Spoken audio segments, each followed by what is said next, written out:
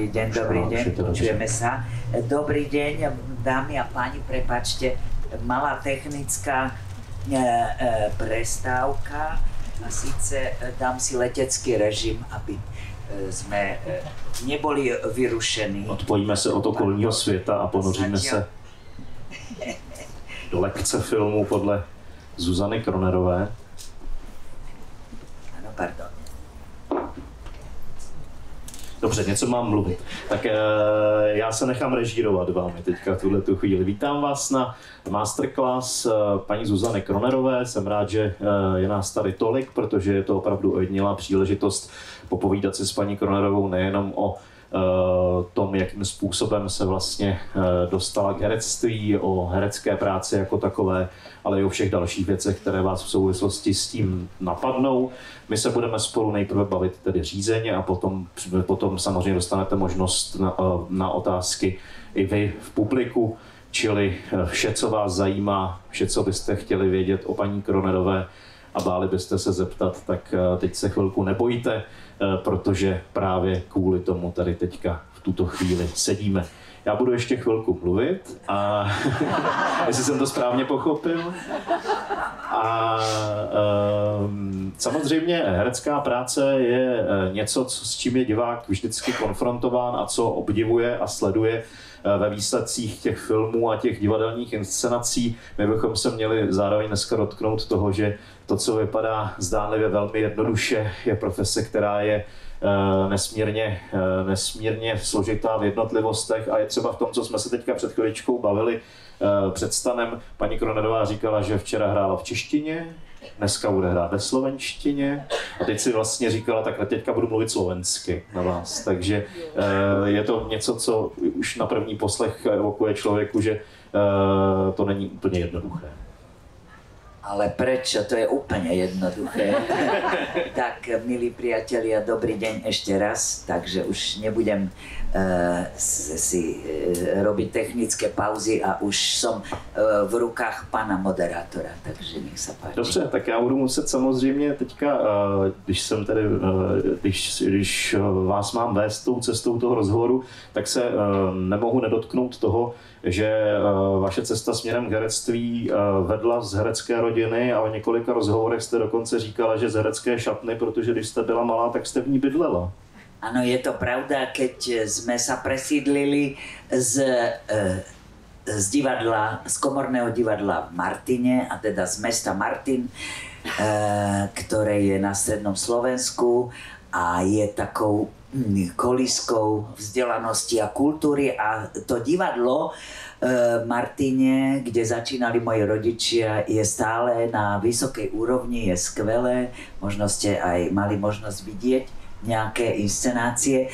No, mala som 4 roky, keď rodičia dostali ponuku do Slovenského národného divadla do Bratislavy. Nemali sme dostávaný činžiak, takže nás ubytovali, vedenie Slovenského národného divadla nás ubytovalo v hereckej šatni. No a tam, to je moja teória, tam som sa zrejme nakazila tým divadelným bacilom. To na mňa nejako zapôsobilo. Videla som a navštívila som trebárs dámsku maskérňu, tam to všetko voňalo. Pani maskérka mi prirobila také veľké copy a potom rekvizitáre. No a skrátka dívala som sa zo zákulisia na javisko, na skúšky, na predstavenia. Takže to je asi príčina.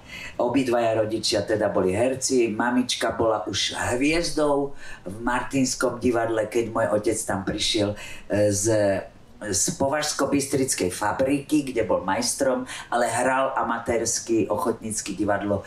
No a videl tam tú hviezdu Terku Hurbanovú a takto to začalo a o 2 roky som sa narodila. A když vám tedy byly ty 4 roky, tak jste začala bydlet v divadle a pak jste teda přišla za tatínkem, za maminkou a řekla tatínku, maminko, já budu herečkou. Jak na to rodiče reagovali? Nie, to som nikdy nepovedala, lebo som tušila, že by nesúhlasili, ale chcela som byť členkou detskej rozhlasovej dramatickej družiny, ale to mi nedovolili. Otec zbystril a povedal, že nie, Zuzanka, my ťa tam nedáme, lebo tie deti v tom rozhlase, keď sa pomýlia, tak režisér ich zbije, zmláti, sú tam zavreté celé noci, nedávajú im jesť a piť, proste rozprával mi horory. Takže, lebo vtedy asi už tušil, že kam mierí moje úsilie a moje túžby. No, ale toto som už porozprávala asi 1000-krát, takže nemusíme divákov unavovať tým opakovaním. No, takže takto to bylo. Na druhou stranu, když už nebylo vyhnutí, tak snažil se vám třeba tatínek v těch počátcích nějak pomáhat herecké práce, nebo vás třeba nějakým způsobem posouvat směrem kupředu? Nie. Rodičia práve naopak ma zrážali dolu, tak zničili moje sebavedomie, lebo napríklad, keď som mala prvú premiéru v Divadle pre deti a mládež v Trnave, to je mesto 50 km od Bratislavy, kde som nastúpila s celým ročníkom spolužiakov, to bolo fantastické, chceli sme byť spolu. No a tak som nadšene, keď sme prišli z tej premiéry, mamička išla radšej spať, asi sa nechcela vyjadrovať k môjmu výkonu. Otec si so mnou sadol v kuchyni a ja som celá rozžiarená, sa ho pýtala, tak čo povieš, otecko? A on hovorí, no, ten tvoj partner, čo hral hlavnú rolu, bol výborný, ale čo ty si tam hrala a prečo si mala parochňu a prečo si bola taká vymalovaná, no to bol príšerný výkon. No tak ja som bola úplne hotová a prestala som rodičov pozývať na premiéry. Až potom o nejaký veľmi dlhý čas predsa len rodičia prišli na nejaké predstavenie a tam som robila záskok za kolegyňu, ktorá sa zranila a to bola postava, ktorá skoro nemala text a otec mi povedal, no konečne suverénny výkon. Zmínila jste studia, tedy herectví a zmínila jste spolužáky. U koho jste studovala a s kým jste studovala? Študovala som s Hanou Gregorovou, výraznou mojou kolegyňou a kamarátkou. Marián Zedníkovič žiaľ už nie je medzi nami, to bol vynikajúci herec, divadelný, aj televízny, občas aj filmový. Neviem, či si ho pamätáte. A potom Vladimír Jedlovský, Juraj Ďurďák. Boli sme silný veľký ročník a strašne sme chceli spolu robiť divadlo, čo sa nám nakoniec podarilo. Bolo to síce v dobe normalizácie a narážali sme na také absurdnosti, akože súdružka, ekonomická námestnička toho divadla na schôdzi povedala, že herečkám by mali sa dať k náhrade tie pančuchové nohavičky, pretože ich na predstavení roztrhajú a že mali by si to zaplatiť, že to sa nemá. No proste také absurdnosti ako hodiny marxizmu, leninizmu a tak ďalej. Ale boli sme mladí a boli sme plní chuti do života a do práce, takže nejak sme to vydržali. No bola som tam 5 sezón a potom som prešla do Bratislavy na novú scénu, potom do Slovenského národného divadla a skončila som v Astorke, v ktorej už tiež nie som. Tak ja som vám to skrátila, celú tú históriu. Jste mi to zhrnula. Na druhou stranu, jste říkala, že jste strávila 5 sezon v Trnavě. Během těch 5 sezon jste se stala už poměrně obsazovanou herečkou i ve slovenské televizi. A tím pádem jste z divadelní herečky z Divadla pro děti a mládež se stala obsazovanou herečkou inscenací slovenské televize. Áno, no tak to boli časy, kedy sa natáčali z televíznej inscenácie na pás, to sa volalo Ampex, alebo proste telerekordinový záznam. To už dneska neexistuje, to viete. Všetko je to proste na video a je to úplne iná technológia. Je pravda, že v tých časoch môj deň mladej herečky vyzeral takto. O 8 ráno bola skúška alebo nahrávanie v Slovenskom rozhlase. Nahrávali sa rozhlasové hry. Od 10. do 2. bola skúška v divadle. Okamžite o 2:45 už som bola v televíznom štúdiu. O 3. začínal záznam. O 6. som bežala do divadla na predstavenie a o 10. znova do televízie na pokračovanie televízneho záznamu tej televíznej inscenácie. A že som to skoro nestíhala, tak potom prišli časy, kedy sme chvíľami mali strašne veľa práce a chvíľami sme nemali do čoho pichnúť, ale tak toto je. S jakými režiséry ste třeba pracovala v té slovenské televízi? V slovenskej televízii som pracovala treba s Pavlom Hasprom, to sú mená, ktoré už najmä českým divákom asi nič nepovedia. To boli väčšinou divadelní režiséri. Najvýraznejším a divadelným aj televíznym režisérom bol fantastický Miloš Pietor, ktorý mal rodinné zázemie tiež v Martine. Jeho teta bola Naďa Hejná, taká hlavná, taká akoby mama toho Martinského divadla. Takže zo slávnej slovenskej buditeľskej rodiny Pietrovcov. No, potom to boli mená ako Igor Ciel, Franek Chmiel a iné, ale napríklad aj Slavomír Luther, ktorý potom nakrútil niekoľko veľmi zaujímavých filmov. Posledným bol Spiaci účet, ktorý natočil nedávno, teda minulý rok. Takže bolo na čom pracovať a bolo proste čím sa zabávať. Ale milujem aj prácu v rozhlase a ešte tam boli režiséri ako Vido Horňák napríklad a musím spomenúť pána Ivana Balaďu, ktorý bol Slovákom, ale vyštudoval FAMU.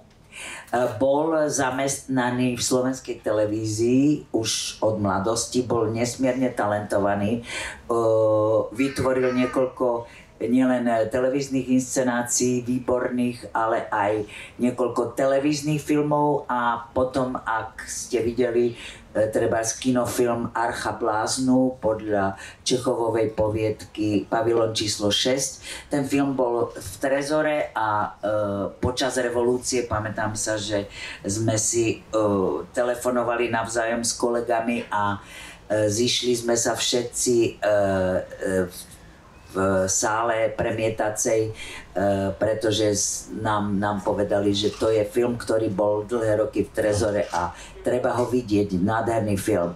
No a pripomínam, že tento pán režisér sa v 70. rokoch, pretože bol vyhodený zo slovenskej televízie z politických dôvodov, tak potom sa venoval divadlu, pracoval a pôsobil v niekoľkých oblastných českých divadlách v Olomouci,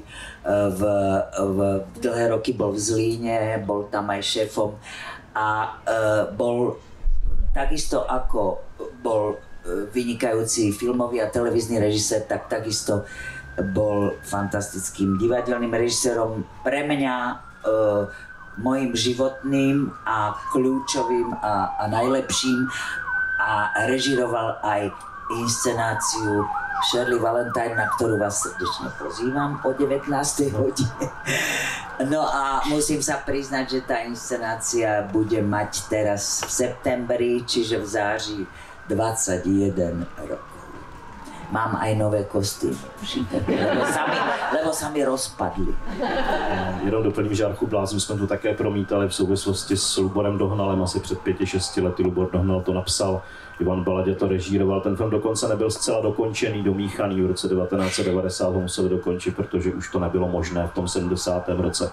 Docela zajímavý, velmi, velmi pozoruhodný, svědčí o talentu pana Baladi. Když se vrátím k tomu, byste líčila ta svoje 70. léta jako permanentní úprk mezi divadlem, rozhlasem a televizí. To přece i pro toho herce musí být složité, protože to televizní hraní pro mě jako pro lejka je úplně asi jiné než to divadelní, nebo není to tak? No, dobrá otázka, pretože ja som, teraz budem citovať jedného pána režiséra, a bol to Vido Horňák, keď som tam účinkovala v nejakej, nie hlavnej postave, ale takej vedľajšej, tak pán režisér mi na mňa zakričal: pani Kronerová, vy nič nerobte, vy tam stojte a nemyhnite ani brvou, pretože s mojou výraznou tvárou a s mojím možno expresívnejším divadelným herectvom som trošku mala problém s tou kamerou, že vždycky som sa pýtala kameramana, aký je to záber, dúfam, že to nie je detail. Takže tým narážam na to, ako správne ste povedali, že televízne a filmové herectvo je iné než divadelné, pretože tá kamera odhalí všetko. To filmové herectvo je vlastne v očiach a tú mimiku treba ustrážiť a s tým mám problém a to by som tak na zasmiatie povedala takú jednu historku z detstva, že boli také u nás na Slovensku súťaž tvorivosti mládeže, sa to volalo v minulom storočí a pani učiteľka slovenčiny alebo súdružka učiteľka ma prihlásila, že som dieťa hercov, takže určite by som mala recitovať. Ja som to neznášala a bola som dosť hamblivá. Nikdy som nechodila ani do divadelného krúžku, ani som nechcela recitovať nahlas. Mala som rada poéziu, ale čítala som si ju skôr v duchu. No ale pani súdružka učiteľka ma tam prihlásila. Ja som vyhrala školské kolo a na mestskom kole som bola predposledná, 23. Bolo 24 uchádzačov. A potom pani predsedkyňa komisie mala ku každému uchádzačovi takú explikáciu, že zdôvodnila, že prečo sa umiestnil na 1., 2., 3. mieste alebo na poslednom. A na moju adresu povedala: Zuzka Kronerová veľmi pekne zarecitovala Hviezdoslavovú báseň Ponad potok lavička, ale nemala vôbec žiadnu mimiku, mŕtva tvárička. No a keď som teda nakoniec si presadila, že idem na herectvo, tak som to poňala tak, že teda tá mimika musí byť, takže som to preháňala a preto ten televízny režisér ma na to upozornil. Tak dodnes s tým bojujem, musím vám povedať. Treba režisér Bohdan Sláma na mňa kričal: nebuď tak dramatická. Na plátnech kin jste se začala objevovat už na začátku 80. let, byť to nebylo tak často jako v televizi. Nevera po slovensky... Vo filmoch, ano. Na plátech kin. Nevera po slovensky Juraj Jakubisko a potom tam je film Fénix Dušana Trančíka, kde to byla hlavní role. Jaké to bylo pracovat s Jakubiskem, s Trančíkem? No tak s Jakubiskom to bolo krásne a zábavné, pretože on bol veľmi hravý režisér, mal zmysel pre humor, ale atmosféra tam bola vynikajúca. Boli tam skvelí herci z východného Slovenska, z Prešova, potom jeden pán Šulík, to bol otec Martina Šulíka, filmového režiséra, Anton Šulík. To boli baječní herci, ktorí sa hrali ako malí chlapci a robili kaskaderské výkony, až som v jednom momente videla režiséra Jakubiska, ako si drží hlavu v dlaniach a sám pre seba si hovorí: bože, keď sa im niečo stane, mňa zavrú. No, pretože tí herci sa rútili na bicykloch dolu takým úšustom, takým proste lesom.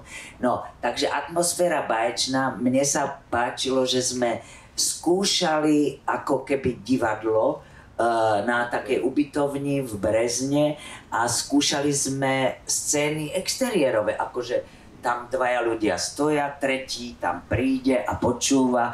A to sme normálne skúšali ako divadelnú inscenáciu a to mi veľmi vyhovovalo, lebo mám rada skúšky. No a Jakubisko si ma nejako obľúbil a hovoril, Zuzka, tá má srdce a strkal ma do ďalších a ďalších záberov, takže krásna atmosféra, proste boli to také prázdniny, taký prázdninový pocit som mala. Výsledkem je krásný film, taký výsledkem je krásný. Ale je to ľudová komédia a nie je to nič také, aj ten scenár, nie je to nič také, čo by sme mohli, čo by malo dostať Oscara, ale zase je to veľmi milý film, veľmi divácky a tí herci všetci hrali s takou chuťou, že sa to prenáša sa to cez plátno alebo cez obrazovku na diváka. Takže to bolo krásne a ja som objavila čaro filmu a bola som teda samozrejme poctená, že Jakubisko si ma všimol a že sa mu páčim a že ma chce v svojom filme, no ale potom už nikdy som si u neho nezahral. Ale to nevadí. No a 2 roky později přišel Trančíkův film Fénix. Áno, Trančíkov film Fénix bol poznačený našim režimom a socialistickou vedením filmových ateliérov Koliba. Vtedy bol riaditeľom Martin Čapák, výrazný filmový režisér. Ten scenár bol vôbec nie zlý, ten scenár bol dosť ambiciózny, ale ten scenár obsahoval také motívy, ktoré Dušanovi Trančíkovi, ktorý bol autor scenára, zrušil ten súdruh Martin Čapák. A síce išlo o to, že tam bola vlastne ani nie tak skrytá, skôr dosť zjavná kritika našich pomerov v socialistickom Československu, trebárs, ako sa to presne volal, Československý športový zväz, alebo nejako tak, tá inštitúcia, ktorá tú športovkyňu, tú diskárku, ktorú som hrala, jej prikázala ísť na potrat, na interrupciu, pretože otehotnela a mala reprezentovať Československo na olympijských hrách. No a takže vlastne ona bola dotlačená k tomuto kroku. Takže to sa vôbec pánu Ťapákovi nepáčilo, takže prikázal Trančíkovi, aby tento motív z filmu vyhodil. A proste bolo to celé také zvláštne rozpačité, že ani divák zrejme sa nedozvedel, že ako to bolo naozaj. Takže boli tam také tragikomické situácie v zákulisí pri tom natáčaní, že ja som sa režiséra Trančíka pýtala, no a teraz už v tejto scéne už som teda tehotná? A on hovorí, no prosím ťa, neviem presne, ale no možno, že už aj áno, počkaj, musím si to premyslieť. Potom sa ďalšia scéna točila to ako úplne z inej časti scenára a ja hovorím, no ale Dušan, ale teraz už ánam som tehotná, nie? Však to je ako v deji sme postupili, no prosím ťa, tak ešte vlastne prosím ťa, nie, no keď to bolo tretíkrát, tak ja som mu povedala, vieš čo Dušan, ja budem hrať tú postavu celý čas, tak trošku tehotná. Chudák, dneska sa tomu môžeme zasmiať, ale ono chudák mal, to bolo vlastne deštrukcia aj toho scenára, aj toho filmu. Ja si myslím, že ten film by určite oveľa lepšie dopadol, keby mal ten Dušan tie zákazy a zásahy. Trebárs bol veľmi frustrovaný z toho, že hlavnú mužskú postavu takého múdreho staršieho priateľa, alebo teda takého suseda, mal hrať pán Rudolf Hrušinský, tomu zrušili a zrejme tiež ten ťapák a potom to hral tiež vynikajúci herec z Nitry, pán Grešo, ale celé to bolo také rozpačité, také prosto, takže nakoniec z toho vznikol taký rozpačitý. Já si to trošku pamatuju, jak vlastně Dušan Trančík, ještě když mi o tom vyprávěl před 15 let, řekl, když tady byl s filmem Keď hvězdy byly červené, který se také natáčeli společně, tak jak mi s tím autentickým vztekem vyprávěl o tom, jak mu ten film opravdu jako zkazili. Úplně zničili. Byl z toho frustrovaný ještě po 30 letech, dá se říci, že? Zmiňoval jsem tu druhou spolupráci Keď hvězdy byly červené, to už je vlastně konec 80. let. Prepáčte, len vás preruším. Vznikol pred pár rokmi, to len na doplnenie toho filmu Fénix, že vznikol film pani Andreji Sedláčkovej Fair Play. A to je na podobnú tému, lenže už dnes v našej demokratickej spoločnosti už sa takéto kritické filmy môžu točiť. Takže to je ako keby podobný námet, len to som chcela doplniť. Ale máte pravdu, Keď hviezdy boli červené, ja si ten film veľmi vážim. On neprávom zapadol, pretože sa natáčal práve počas Nežnej revolúcie a vlastne všetko bolo už ináč, všetko sa smelo a všetko sa mohlo a ten film prosto v tom ako udalosti sa valili, tak vlastne sa neviem, či sa vôbec premietal v kinách, možno bola len premiéra. Strašně omezená distribuce. Ten film je opravdu, byl by velice odvážný, kdyby to právě v tu chvíli nebouchlo, že jo? Ta, jak vy říkáte, Něžná revoluce, sametová revoluce, i tak je strašně zajímavý a jako v kontextu té pozdní perestrojky je to jeden z těch filmů, který velmi neprávem zapadl. Pokud se k němu dostanete, tak se na něj určitě podívejte. Stojí to za to. Nicméně v 90. letech jste se objevila už i na plátnech českých kin a bylo to poprvé u Ivana Fíly. Točila jste film v 96. roce film Lea, pokud mě paměť neklame. Ano, je to tak. A vy jste ale kdysi také v některých rozhovorech uvedla, že jste vlastně vůbec neměla ambice hrát v českých filmech, nebo že jste vlastně váhala, dokonce jste tam zmiňovala historku, že jste odmítla se nechat nafotit do castingové agentury, protože nedokázala jste si to představit, že byste vlastně... Je to skoro tak, ako hovoríte, ale nepovedala by som, že som odmietla hrať v českých filmoch. Ja som šťastná, že si ma, a bola to veľká náhoda, ale že som neverila, že si ma nejaký český režisér môže všimnúť alebo ma obsadiť, pretože je pravda, že moja kolegyňa alebo priateľka, bola to asistentka režie u pana Dušana Trančíka presne pri filme Fénix, pani Jessica Horvátová, ktorá po revolúcii založila v Prahe castingovú agentúru, ktorá je veľmi úspešná. Nebudem hovoriť názov, ale už som povedala meno. No a ona, keďže sme sa poznali, tak mi povedala: Zuza, poď, nafotím ťa a budeš tuto v mojej agentúre figurovať a budeš tam na zozname a proste budeš mať nejakú príležitosť v českom filme. A ja som jej povedala: Jessica, nechaj to tak, je to úplne zbytočné, na čo by som sa tam fotila, kto si ma už z českých režisérov všimne. Takže to vôbec Bohdan Sláma, tak neviem, kde si ma všimol Ivan Fíla, kde ma objavil, to teda neviem, to by sme sa museli opýtať jeho, ale je pravda, že Bohdan Sláma si ma všimol, keď išiel v Bratislave okolo divadla Astorka a videl fotografie z divadelnej inscenácie Matka, autora Jana Antonína Pitinského, a povedal, že aha, že tá pani herečka sa podobá na tú pani, podľa ktorej písal nejakú postavu, ale že aha, že to je tá Kronerová, a to som tiež už rozprávala mnohokrát. No takže takto sa to stalo prvýkrát, tak ten Ivan Fíla neviem. Ale poviem len, neviem prečo mám tendenciu vás zabávať a hovoriť nejaké vtipné historky, neviem, či sú vtipné, ale je pravda, že s tým s tým, o čom sme to hovorili, prosím vás. Asi by som si mala dať ešte jednu kávu. O Ivanu Fílovi?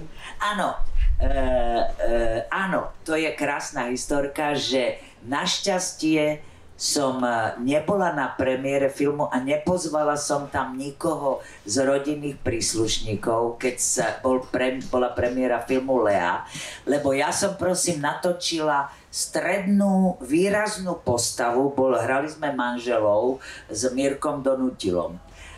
A nebola som na premiére, ani som nepozvala rodinu, ale išla som poctivo do kina, zaplatila som si lístok a zistila som, že v tom filme sa z mojej strednej postavy stala nejaká epizódka. Som sa tam objavila asi 3-krát veľmi v krátkych záberoch. Ale to sa stáva filmovým hercom, viete. Keď sa režisér rozhodne, že vstřížni, no tak je to tak. No a když se vrátíme k tomu Slámovi, tak on tehdy byl vlastně v pozici začínajícího režiséra, dneska je to jeden... Prvý jeho film profesionálnej kariére. Předtím byly Akáty bílé, to byl absolventský film, který šel v kinech. A on vás tedy viděl na fotce v divadle, tak jak jste už říkala několikrát v rozhovorech. Zároveň vám přinesl scénář potom tedy Divokých včel, za které jste posléze dostala tedy Českého lva. Na druhou stranu on sám vzpomínal na to, že měl poměrně dost respekt nabízet vám takovou postavu, že tu Lišajovou, že zpočátku musel jako překračovat takový blok, ale ta postava... Neviem, to by sme sa museli pýtať jeho, alebo máte nejaké referencie od režiséra? Myslím, že se o tom zmiňoval v nějakém rozhovoru, když jsem se to načítal. To je pekné od neho.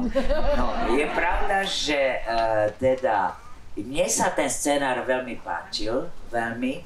A myslím, že sme čakali asi rok, lebo asi producent nejak ešte nemal pokope finančné prostriedky, ale scenár sa mi veľmi páčil a povedal som áno, ale pamätám sa na takú jednu takú scénu zo života, že prišiel za mnou Bohdan a hovorí, a ja bych ešte potreboval, nebo chtěl bych, že by tá paní, tá maminka, že by měla takové, jako takovou profesi, no jak to říct, a teraz strašne sa, bolo mu to, tak bol v rozpakoch a hovorím, čo máte na mysli, že si privyrába svojim telom? A on hovorí, no to som chcel žiť. A hovorím, no a potrebujete to pre ten príbeh? No, ja bych to hrozne chtěl. Hovorím, no tak poďme do toho. A hneď som začala dramaturgicky premýšľať a hovorím, a viete čo, pán režisér, ja si myslím, že by bolo dobré, že ju to povolanie aj baví. Takže takto sme to aj natočili a myslím, že to bolo správne. No a od té doby jste vlastně jednou z nejobsazovanějších hereček v českém filmu a u Bohdana Slámy jste hrála tuším celkem v 6 filmech, možná dokonce i víc. Tím pádem je to vlastně důležitý režisér vašeho filmového života. Dostáváme se vlastně k té profesi a k tomu hraní. Jaký je specifikum třeba natáčení s Bohdanem Slámou a vlastně jakým způsobem třeba pracuje s hercem, jak vede herce? Je to člověk, který, jak jste říkal, třeba Jakubisko zkoušel, vlastně dělal zkoušky čtené, nebo jak to probíhá vlastně na Slámových filmech? Ale, pardon, ja si myslím, že je to trošku podobné, pretože ja som predtým hrala teda vo viacerých Bohdanových filmoch a to boli vedľajšie postavy a vlastne nejaké skúšky tam neprebiehali, až priamo na placi. Myslím, že veľmi dobre pracuje s hercami a že sa snaží nájsť takú tú životnú pravdu, alebo takú, poviem to tak poeticky, ľudskú špinu, a aby to nebolo hrané, aby to nebolo divadelné. Ale až pri Babe z ľadu, čiže Babie z ledu, sme začali mať seriózne skúšky a samozrejme boli to v podstate skúšky castingové s rôznymi partnermi, kým si vybral ďalšie postavy, nakoniec aj na moju postavu bol casting, ale medzi tým tie skúšky mi veľmi pomáhali a Bohdan sám povedal, že on by najradšej si skúšal a robil skúšky a tak prešiel postupne celý scenár, tak vlastne tiež je to niečo podobné ako s tým Jakubiskom.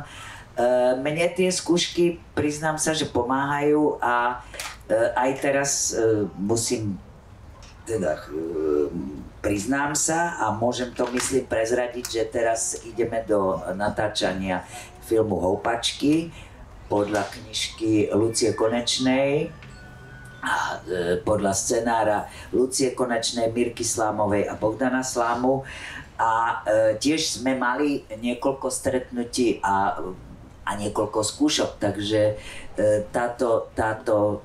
tento spôsob práce mi vyhovuje. Bohdanovi verím a ono z toho ale vychádza vždycky z toho scenára, keďže v jeho kariére alebo v tých spoluprácach, čo sme spolu mali, som nenarazila na zlý scenár, tak vlastne preto som vždycky kývla a povedala som áno.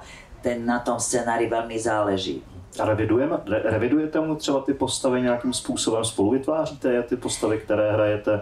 Když dostanete ten scénář, nějaké zásadní zásady třeba z vašeho úhlu pohledu? No, snažím sa, respektíve je mi dovolené pripomienkovať a samozrejme je výborné, že s Bohdanom sa dá diskutovať a dá sa debatovať a mať nápady a idei, takže je to veľmi fajn.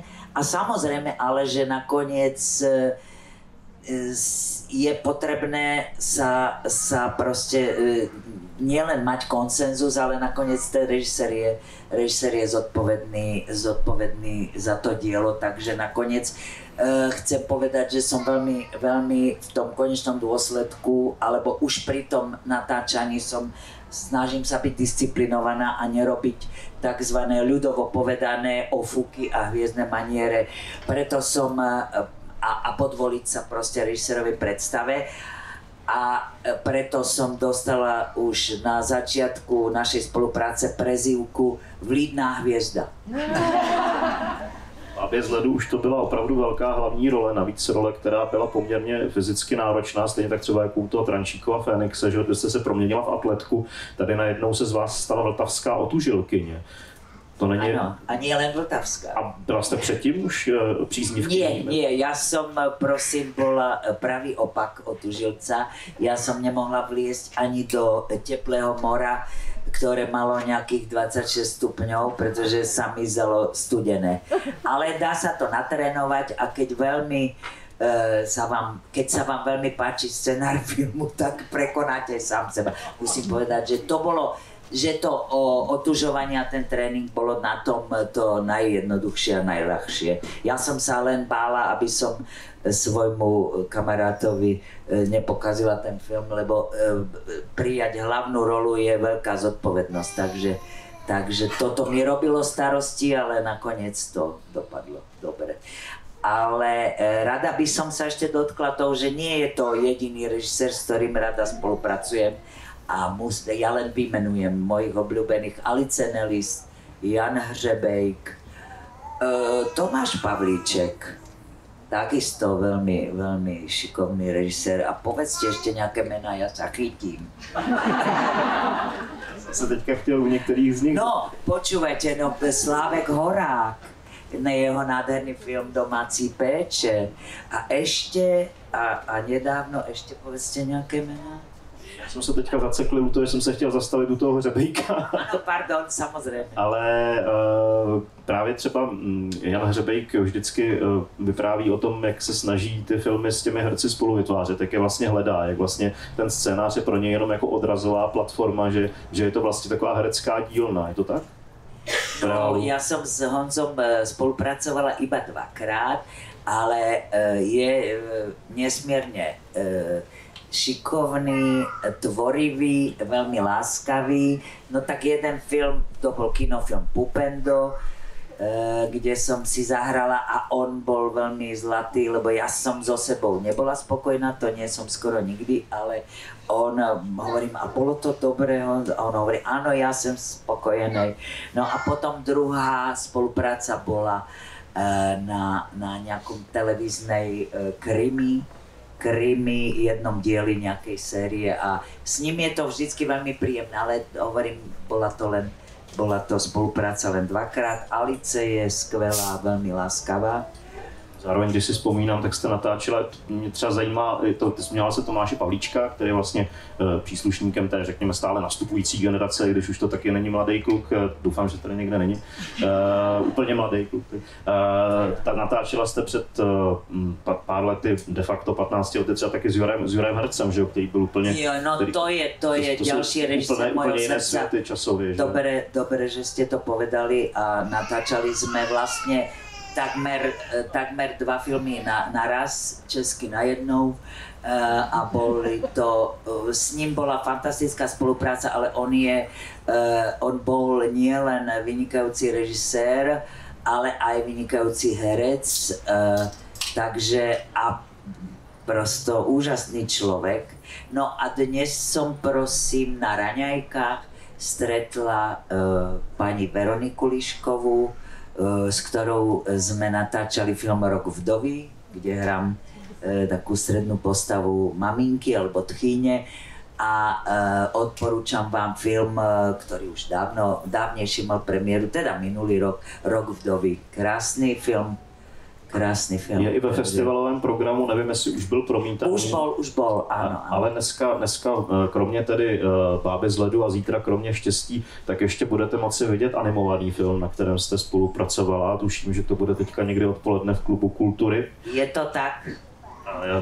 Teď mi vypadlo jméno, teď jsem jako... Vypla som si mobil, mám to tam napísané. Je to postava babičky a zaujímavé je, že mi zverili že mi dali takú dôveru tvorcovia a pán producent, že ja som ten film namluvila aj po česky, aj po slovensky. Pohádky po babičce, já jsem si to dělal do poznámek, mám to tady, Pohádky po babičce. Takže takto, no. Dobře.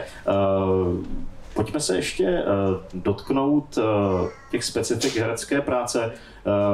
Vy hrajete divadlo, jste zmiňovala, divadlo je pro vás určitě důležitá platforma. Na druhou stranu natáčíte třeba 2, 3, 4 filmy v roce. To by som nepovedala. Já jsem teďka koukal, že v některých letech to byly i 3. 4 asi. No, koukal jsem si, že to... Musím si to zapisovat. To má stejné vročení. To musí být ohromný nápor ještě mezi Bratislavou a Prahou. Musí to být strašně fyzicky náročné z mého úhlu pohledu. No a z toho dôvodu som musela opustiť veľmi milý kolektív divadla Astorka pred pár rokmi a to hlavne z toho dôvodu, že z dôvodu účinkovania v českých a pražských divadlách, pretože nebolo možné to sklbiť takto, nebolo možné proste, bolo by to veľmi odo mňa neetické, že by som kvôli zmene v mojom materskom divadle, čo je naša povinnosť, keď niekto ochorie, tak musíme nastúpiť samozrejme v ten večer ako iný tím hercov. A keďže teda sme zamestnanci a ja už som hrala v divadle ABC, hrala som v divadle na Vinohrade, hrala som v Studiu 2 a prosto musela som sa vyviazať z toho zamestnaneckého pomeru, ale povedala som nášmu pánu riaditeľovi, že ja odchádzam len fyzicky, ale duch môj ostáva s nimi. Takže samozrejme sú to báječní ľudia, moji kolegovia a kolegyne, takže vlastne som všade a vlastne nikde. Natočila jste spoustu filmů, je nějaká role, kterou jste odmítla a zpětně toho litujete? Nie, Nie, filmová vôbec žiadna. Ja som odmietla niekoľko filmov, respektíve nepodarilo sa nám sklbiť môj kalendár s natáčacím plánom.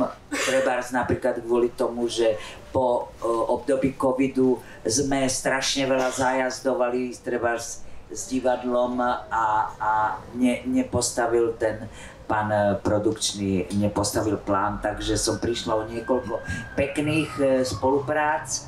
A potom boli scenáre, ktorí sa mi až tak nepáčili, takže som zdvorilo odmietla, ale tak, aby som neurazila.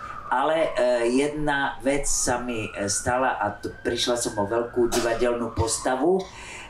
Kvôli filmu a tomu je na vine Bohdan Sláma, pretože mi povedal, že budeme natáčať na jeseň, čili na podzim a natáčali sme až v zime. A ja som to v divadle povedala, že proste nech mi dajú voľno, že ďakujem pekne a že teda musím, že poprosím, aby mi dali voľno. A tak som prišla o krásnu rolu, ale tak to je osud, no. Tak ja si myslím, že nemôžem byť všade a nemusím robiť všetko. Aj tak, ako ste povedali, robím toho až. Jenom pro představu tady diváků nebo posluchačů, když se tady točíme kolem Bohdana Slámy, Báby z ledu, třeba dejme tomu, byla to hlavní role, aby si dokázali představit tu časovou zátěž, kolik tam bylo natáčecích dnů, jak dlouho se to točilo? Točilo sa to od, presne si pamätám ten dátum, približne 23. januára, čili ledna, a končili sme v marci, čili v březnu. A takže to bolo to obdobie 3 mesiacov, necelých, a ja myslím, že tam bolo tých filmovacích dní, neviem presne, ale tak ja myslím, že je to možné, vyše 30, 40, 50, neviem vám povedať. Ale boli to takmer tie 3 mesiace, alebo 2,5. No, nešťastie bolo, že nám začal schádzať sneh okolo Vltavy, že to potom niektorí takí diváci, neveriaci Tomášovia si mysleli, že sme to natáčali na jar alebo v lete a že voda bola teplá. Nebola. Jsem si teda nikdy nemyslel, když jsem na tom koukal, že by ta voda byla teplá. Co se týče, teď mi vypadla otázka, takovou blbou poznámku jsem si teďka tady vybrala, vyskočila mi otázka z hlavy, no tak dobře. Nevadí, můžeme zapít, alebo milí diváci. Za chviličku už přijde vlastně ta chvilka, kdy dostanou mikrofon do rukou diváci a budou směřovat své otázky směrem k vám. Vy jste zmínila, že to děláte hodně, zbývá vám čas na nějaké koníčky? Veľmi užitočný koníček je varenie. A tomu sa venujem v mojom slovenskom bydlisku v Bratislave a musím povedať, že keď niekoľko dní nemám čas variť, tak som nešťastná, lebo varenie je veľmi tvorivá činnosť a veľmi ma naplňa. Milujem čítať knižky a takže to sú také dve moje hlavné záľuby. Takže tím odpočíváte. Áno, to je krásna tvorivá činnosť, jedna je druhá. Ještě mě napadá jedna otázka. Vy jste zmiňovala, že jste si na tu Leu koupila teda poctivě ten lístek a že jste se šla podívat do kina. Jsem mluvil s celou řadou herců, kteří říkají, že mají i po letech strašný problém s tím, že se na sebe koukají na plátně. Jak to máte vy? No, nie som tým nadšená, ale ešte na plátne ešte sa vydržím pozerať na seba, lebo tá filmová kamera je trošku milosrdnejšia. Televízna je úplne zničujúco nemilosrdná. Keď sme mali takú pauzu, a keď sa už nenatáčali televízne inscenácie v slovenskej televízii, tak po rokoch prišla ponuka na seriál a ja som taká nadšená, konečne pôvodná tvorba. A prešlo pár rokov, odkedy som natáčala v televízii A teraz režisérka si ma zavolala do režie a teraz som tam, a to už bol ten obraz taký strašne ostrý. A ja som zrazu videla takú staršiu pani na tej obrazovke a ja som úplne sa zlakla, hovorím si, preboha, to som ja. No tak musela som si postupne zvyknúť, ale nevenujem sa tomu športu, že by som sa dívala na seba v televízii. A seriálov sa trošku bojím a veľmi si vyberám, zasa záleží na scenári. Jste zmínil, že vaříte ve svém bratislavském bydlišti, to znamená, že máte ještě i pražské bydliště. Mám pražské bydliště a tam máme okolo niekoľko veľmi sympatických reštaurácií a keďže tam väčšinou intenzívne pracujem, tak by ani nebol čas na varení. Takže máte vlastně svoje soukromé Československo, jste Mám, áno, lebo aj spolu s manželom milujeme Prahu. V Prahe študovala aj moja dcéra napríklad, takže Praha je naše milované mesto. Musím povedať, že stále naše hlavné mesto, aj keď Bratislavu veľmi ľúbim a tak páči sa nám to striedanie a keďže už nemusím robiť kývadlovú dopravu, že skúšam v Prahe a večer hrám v Bratislave, lebo aj také býva, alebo bolo, takže dá sa to zvládnuť a je to skôr také osvieženie.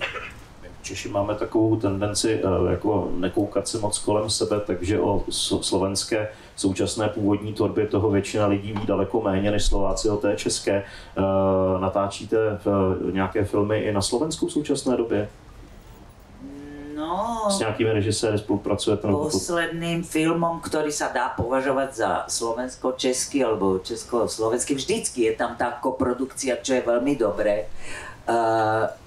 Tak to bol film Martina Šulíka Muž so zajačími ušami, ktorý bol vlastne slovensko-český alebo československý. Ale teraz som sa nechala nahovoriť scenaristom a režisérom Petrom Kulečkom na postavu babičky v slovenskom seriáli pre nemenovanú televíziu. On mi osobne zavolal, že nevie, či ho nepošlem do keľu, to je taký slovenský výraz,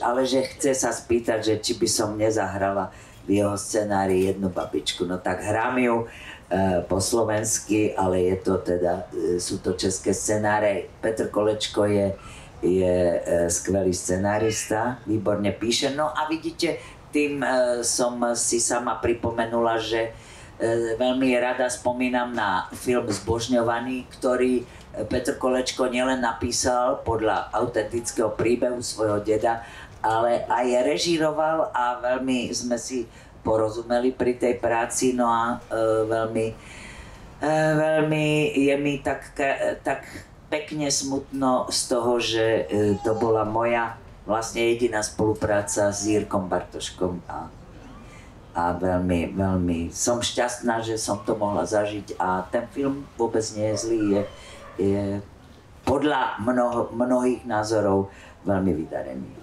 Zároveň s Martinem Šulíkem jste vlastně spolupracoval poprvé, paradoxně, je to tak? Áno, to som mu hovorila, že teda stihol to na poslednú chvíľu. Jsem s tím tady kdysi seděl, myslím, že možná na stejném podiu jako teďka. Martin Šulík, ty filmy jsou už na mě působí velmi křehce. On je pro mě prostě taková zhmotněná energie, jako antipod toho filmu. Když to máte třeba srovnat s tou prací s Bohdanem Slámou, jak se pracovalo s Martinem Šulíkem? Martin je veľmi dynamický a ja ho len budem citovať v jednom momente, že ináč atmosféra je veľmi priateľská, veľmi taká, taká plnokrvne kamarátska, taká prosto plná energie a trošku to ako dával do pokoja alebo do kľudu Mirek Krobot v hlavnej postave, ktorý je taký takzvaný smutný muž, ale keď je niečo vtipné, tak Mirek sa vie veľmi srdečne rozosmiať, čo som zažila aj na placi pri inej spolupráci. Ale ja len poviem takú historku, že tá postava bola veľmi taká zaujímavá, čo som hrala. Bola to sklamaná, rozvedená manželka hlavného hrdinu a mali sme jednu takú vypätú scénu, takú veľmi dramatickú scénu hádky a Martin mi potom hovorí: bolo to výborné, neviem ako si to urobila, ale bolo to veľmi dobré. No takže takáto je spolupráca s Martinom Šulíkom. Povedala, ešte by som použila výraz živelné. No, len ja milujem jeho filmy a myslím, že je nesmierne talentovaný a je to náš skutočne režisér slovenský a strašne mu držím palce. Ale bola to taká v podstate krátka spolupráca, že nevedela by som to charakterizovať, ale vidím výsledky a tie sú báječné. Ten program, který teďka za chviličku se zlomí do těch otázek a odpovědí z publika, se jmenuje Lekce filmu. Když byste tady měla na místo diváků mladé adepty herectví, kteří by tady před námi seděli a měla byste vlastně v tuto chvíli říct nějaký klíč, nějakou klíčovou věc, nějakou radu směrem k nim, co by to bylo? No, zopakovala by som to, čo som hovorila svojim študentom. Žiaľ, musím povedať, že na rozdiel od niektorých iných krajín sa na Slovensku, neviem ako je to, ja myslím, že tu je spolupráca DAMu a FAMu, možno, že užšia, ale žiaľ na že mu to nie je, takže sme tak ako keby vyučujeme, alebo vyučovala som spolu s kolegami a kolegyňami divadelné herectvo alebo hereckú tvorbu, ale samozrejme, že som vždycky študentom prezradila kľúč k filmovému herectvu alebo k televíznemu, ktoré je úplne odlišné. Ja som to už tu začala hovoriť, takže milí študenti, vo filme je dôležité, aby tá téma alebo ten pocit, alebo tá nálada, alebo ten vzťah tej postavy, ktorú hráte k iným postavám, musí byť predovšetkým v očiach. Čiže musíte správne myslieť, dávajte si pozor na mimiku, aby bola veľmi úsporná to je tajomstvo filmového herectva. Takže popri tej divadelnej hereckej tvorbe sme všetci kolegovia a kolegyne týmto spôsobom vyučovali aj filmové herectvo, ale musím povedať, a to je, keďže sme hovorili o Martinovi Šulíkovi, že to bol jediný režisér a pedagóg z filmovej a televíznej fakulty na VŽMu, ktorý nadviazal spoluprácu so mnou a s mojím ročníkom adeptov herectva a vzniklo niekoľko cvičení a niekoľko krátkých filmov jeho žiakov.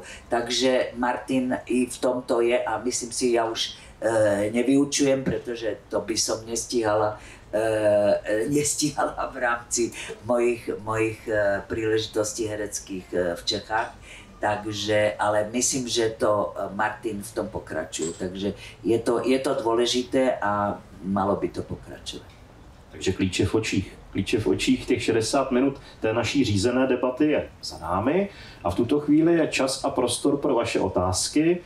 Už tady vidím první ruku, takže se hlaste jako ve škole, když je to lekce filmu a mikrofon mezi vámi bude kolovat díky techničce. Dobrý den, paní Kronerová, prosím vás, mě by zajímalo, kdy jste viděla film Obchod na Korze poprvé, jak se vám líbil a jestli jste o tom s tatínkem mluvila. A druhá otázka, mluvila jste o tom, že jste panu Slámovi tuším odmítla scénář, aniž byste urazila. Jak se odmítá scénář, aniž byste urazila režiséra a jestli pak režisér už vás kvůli tomu neobsadil po druhý? Nebol to Bogdan Sláma, tomu som ešte neodmietla nikdy scenár. To ste asi zle počuli, takže nebol to on. Ja myslím, že sa žiaden z tých režisérov a scenáristov neurazil. Mám tú schopnosť byť slušná a zdvorila a ja myslím, že sa mi to zatiaľ darí. No a čo sa týka tej prvej otázky, videla som Obchod na Korze ako 12 alebo 13 ročná, asi 12 ročná, a veľmi na mňa zapôsobil. No a potom ho strčili do trezoru, to je známa vec, takže diváci ho mohli vidieť až po Nežnej revolúcii. A pred niekoľkými rokmi bola vo veľkej sále hotela Thermal v Karlových Varoch premiéra reštaurovaného a digitalizovaného Obchodu na Korze. A to bol obrovský zážitok. V tej sále bolo skutočne tých 1600 ľudí, plno zahraničných hostí, strašne veľa mladých divákov.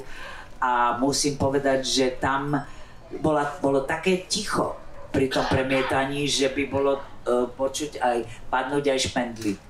A myslím si, že ten film zapôsobil na všetkých neuveriteľne a že on nezostarol ani o...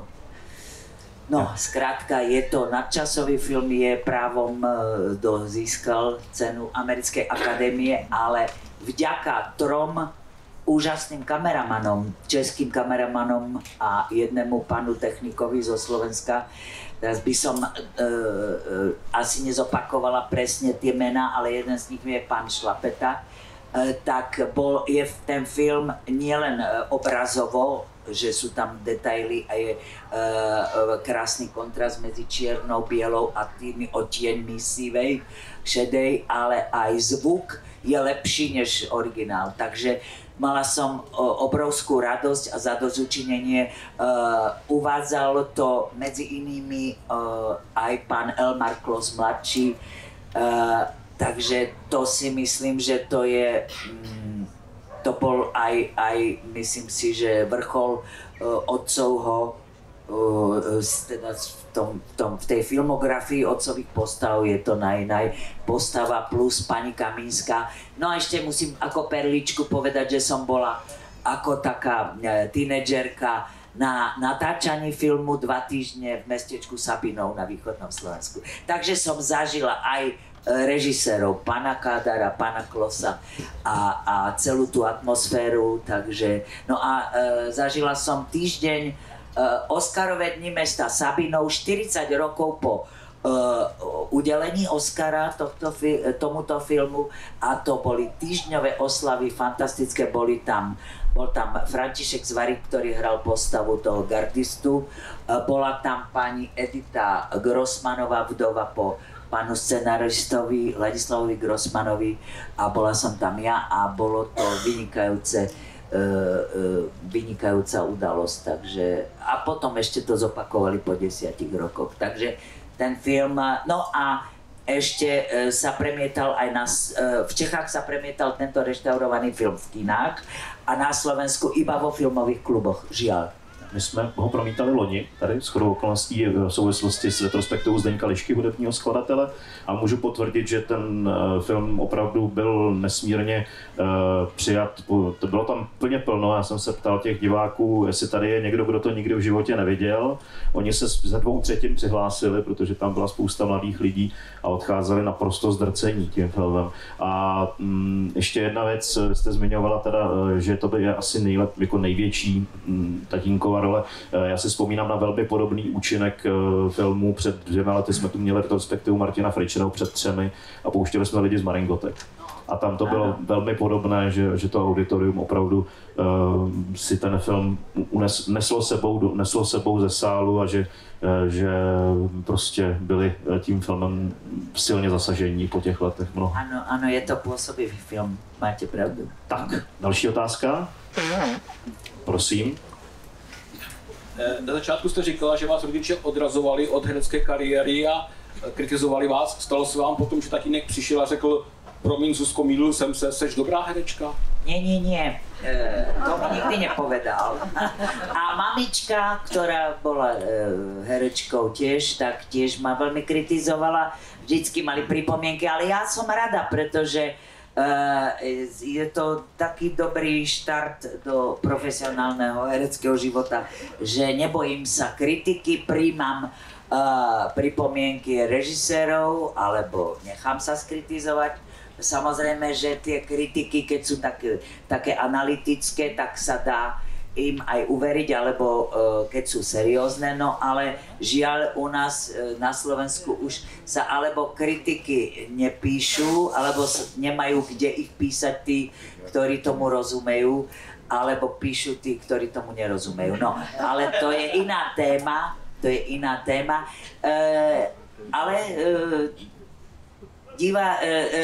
rodičia ma nikdy tak nejako úplne priamo nepochválili, ale zase mali sme veľa rozhovorov o kumšte, o živote a v tom zmysle mi rodičia dali veľa.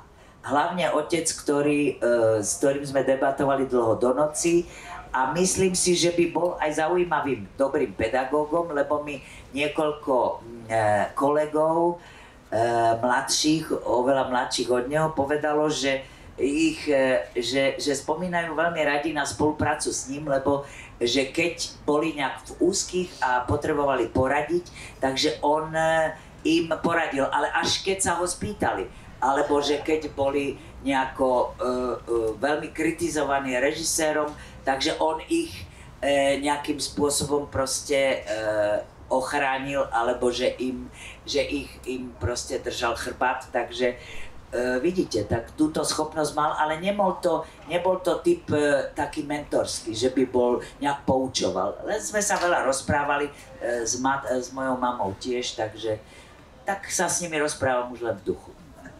Další otázka z publika? Prosím. Jsme všetko povedali. Ne, asi ještě něco malinko nám zůstalo mezi řádky. Já jsem se chtěl zeptat, nevím, jestli to říkám správně, ale myslím, že jste byla první, kdo zpíval Čerešně písničku. Je to tak? Je to tak. A chtěl jsem se zeptat, jak došlo ke spolupráci s panem Vlasicou a panem Satinským a Jaro Filipem. Áno, je to pekná otázka, ďakujem za ňu.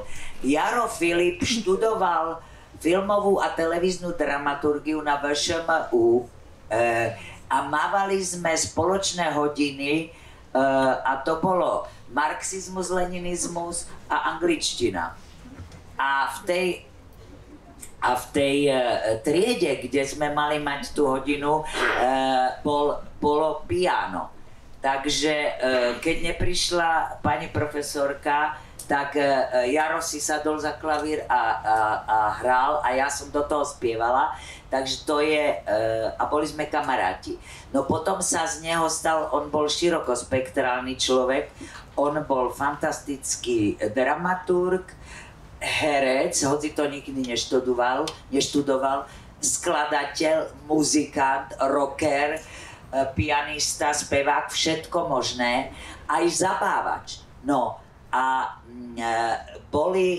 čo sa týka Lasicu Satinského, tak tých som milovala a chodila som na ich predstavenia do divadla na Korze, to bolo najmenšie divadlo vôbec na Slovensku pre 80 ľudí.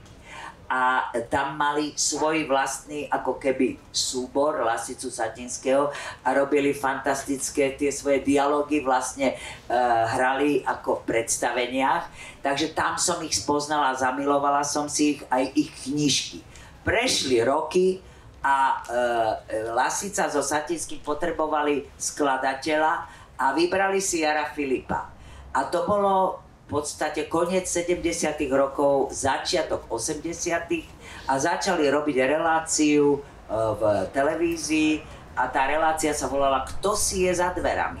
No a napísali scénku Janošík, napísali taký dialog a napísal Jaro Filip pesničku, ktorá vždycky v tom dieli mala zaznieť vždycky nejaká iná. No a chceli angažovať nejakú herečku, ktorá by hrala v tom Janošíkovi aj v tom dialogu, ale tá herečka, nebudem ju menovať, typická Slovenka, lebo to sa hovorilo v tom dialogu, tak ona to odmietla a potom oslovili mňa. No a takže sme natočili reláciu v televízii, Je to na YouTube, scénka Janošík, to si môžete pozrieť, je to zábavné. Lasica tam hrá Janošíka a Satinsky hrá Uhorčíka a ja hrám tú jeho frajerku, Janošíkovú frajerku Aničku. Plus teda ako bonus je tam tá pesnička Čerešne. No, takže je to natočené, no a potom sme to hrávali v divadle v štúdiu S, dneska L+S. Hovorím to trošku zložito, neviem, či je to pochopiteľné, ale skrátim to. No a keď sa pýtate, kto to spieval prvý, áno, ja, ale pani Hanna Hegerová videla to predstavenie aj s tou pesničkou v divadle, neviem, či v Prahe alebo v Bratislave, a prišla za pánom Lasicom, s ktorým boli priatelia, a opýtala sa ho, že strašne sa jej to páči a že či si ju môže vziať do repertoáru. Takže on súhlasil a vzala si to do repertoáru a vyvrcholilo to tým, že o mnoho rokov neskôr sme to s pani Hegerovou spievali spoločne, každá jednu sloku, a to bolo v Bratislave to boli ceny Tatrabanky, to sú ceny proste za divadelné umenie a tam sme s pani Hegerovou vystúpili a ja som bola prešťastná. Takže na Slovensku všetci riešia, že kto komu čo ukradol. No pani Hegerová, keď som ju volala na premiéru Shirley Valentine, ktorú dneska tu zahrám, tak som na výzvu Fera Feniča, s ktorým sme, aj ona bola priateľkou, aj ja sa s ním priateľím, tak on mi povedal, zavolaj pani Hegerovej a pozvi ju na premiéru. A ja som teda jej zavolala s veľkou trémou a som sa jej opýtala, že prídete, budem mať strašnú trému, lebo tam mám 5 pesničiek. A pani Hegerová na to do telefónu. Áno, 5 pesničiek, môžem zase nejakú ukradnúť. Takže bolo to úplne legálne. Další otázka. Musím dávať krátšie odpovede, lebo tu budeme do večer. To nevadí, tak prostor máme. Čas je podružný. Dobrý den, jenom takový dotaz. Na vaší spolupráci, jak to probíhá s režisérama, v momentě, kdy dostanete scénář a rozhodnete se, že roli přijmete, v které fázi dochází k tomu, že vy ukážete režisérovi, jak tu roli chcete vystvárnit a kdy on má možnost vás nějakým způsobem případně jakoby třeba posouvat tam, kde zase on by tu roli rád viděl. To je první část dotazu, ta druhá s tím taky souvisí. Když se bavíme o té spolupráci s režiséry, co třeba máte ráda, co byste třeba režisérům, kteří se teprve učí nebo snaží se začít tvořit, co byste jim doporučila, aby se, jak se mají chovat k hercovi a někam ho posouvat tam, kde chtějí, a naopak, co byste jim třeba řekla, aby reči nedělali? To jsou moje dva dotazy, děkuju. No, začnem tou poslednou vašou otázkou. Viete, sebavedomie herca je veľmi krehká vec. Hlavne keď začínajú, takže to povzbudenie a tá pochvala je veľmi stimulujúca. Tak by som režisérom odporúčala, aby svojich hercov si obľúbili, aby síce boli kritickí, ale aby aby im nezničili sebavedomie, aby ich vlastne chválili, aj keď veľmi nie je za čo, aby aj tá kritika bola vlastne takým povzbudením, aby ho dostali tam, musia byť trošku psychológovia. Je to veľmi potrebné, ale samozrejme nesmú stratiť to kritické oko, lebo režisér je chudák. To vám poviem aj filmový režisér, aj divadelný, lebo všetko má na starosti. Ja som teda bola nútená režírovať svojich študentov na hodinách hereckej tvorby, lebo sme robili aj malé inscenácie, a keď sa herci rozhodnú, ale to je skôr v divadle, lebo vo filme to sú jednotlivé scény a tak ďalej. Takže režisér má veľkú zodpovednosť a najmä mladý režisér nemôže samozrejme ukázať, že ešte nevie ako na to, ale proste musí sa veľmi poctivo na to pripraviť. No a samozrejme vice versa, herec by mal tiež vychádzať v ústretí režisérovi a trebárs, keď je začínajúci režisér a herec je už skúsený, čo sa mi stalo mnohokrát alebo párkrát, však nakoniec jeden z nich bol Bohdan Sláma, že bol začínajúci v profesionálnej kariére, tak ja mám tú takú nejakú vlastnosť, je to taká trošku ako vlastnosť kaskadéra, že sa nebojím. Že vlastne idem naproti a že zdá sa mi to také dobrodružné, že je to mladý človek s novými, sviežimi nápadmi a že proste si vyjdeme v ústretí, že môžeme sa aj pohádať o tom, ale vždycky musíme smerovať k jednému cieľu a tým je, obidvaja musíme chcieť, aby to dopadlo dobre. A obidvaja musíme slúžiť dielu. Čiže aby ten záber, tá scéna a v konečnom dôsledku ten celý príbeh alebo ten film bol dobrý.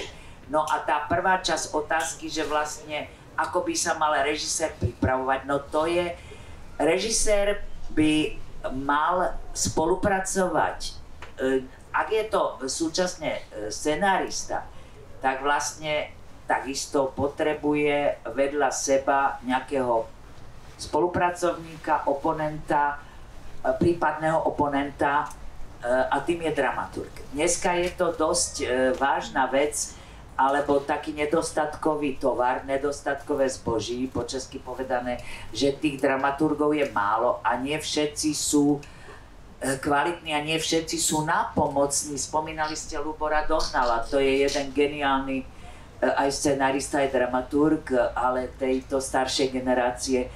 A žiaľ je ich málo v týchto mladších a v najmladšej generácii, a pokiaľ mám správne informácie.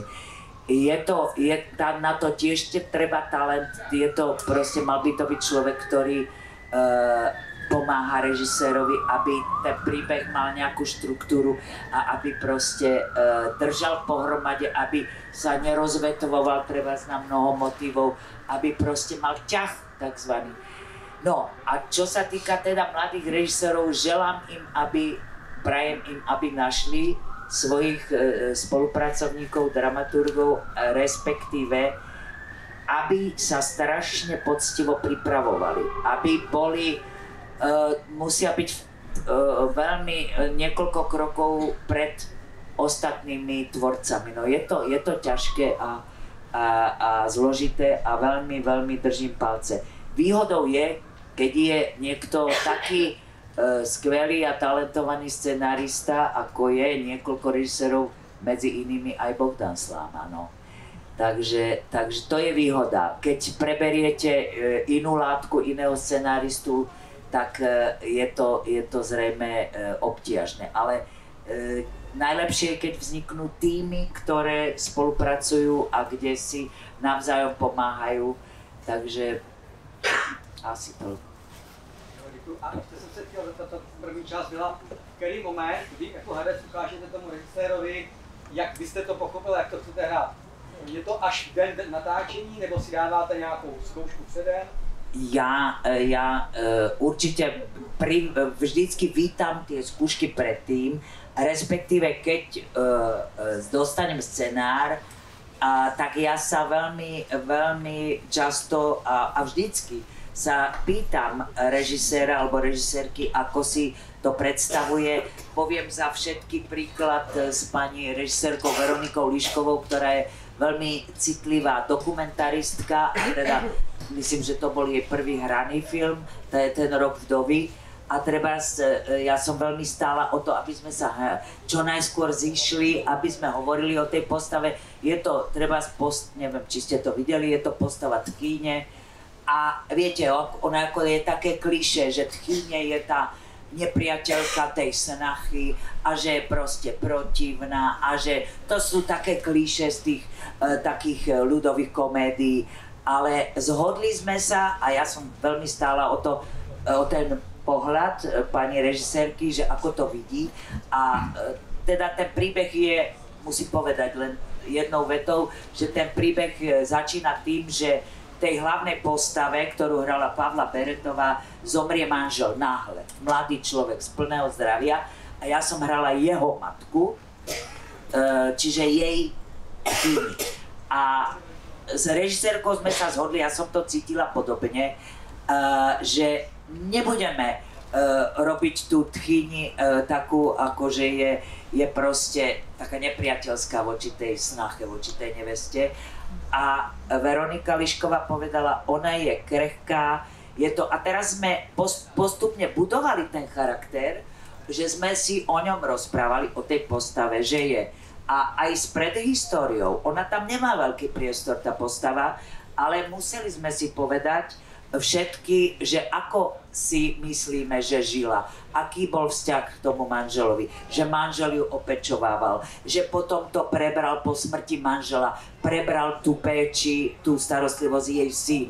Takže ona je trošku rozmaznaná, ale že je krehká. Teraz zomrel jej jediný syn, čiže je strašne proste z toho smutná takže všetko toto sme tú charakteristiku si povedali, plus to, čo je vždycky dôležité aj pri práci na postave v divadle, že je dôležitá situácia a vzťahy. Čiže situácia, čo ten človek proste v akej situácii sa nachádza, aký je príbeh, čo tam koná a aké sú vzťahy s ostatnými postavami. Čiže toto ja vždycky, či je to divadlo alebo film, vždycky toto proste lúštim túto krížovku a to je strašne dôležité. A potom tá postava môže vyznieť plasticky, uveriteľne a pravdivo. Další otázka z publika. Pokud se třeba stydíte, tak můžete paní Kronerovou třeba zastavit, až budeme odsud odcházet a tu otázku jí pošeptat. Nicméně, pokud už nechcete tedy tuto možnost využít, tak já řeknu jenom kouzelnou formuli a ukončíme tento pořad. To byla lekce filmu paní Zuzany Kronerové.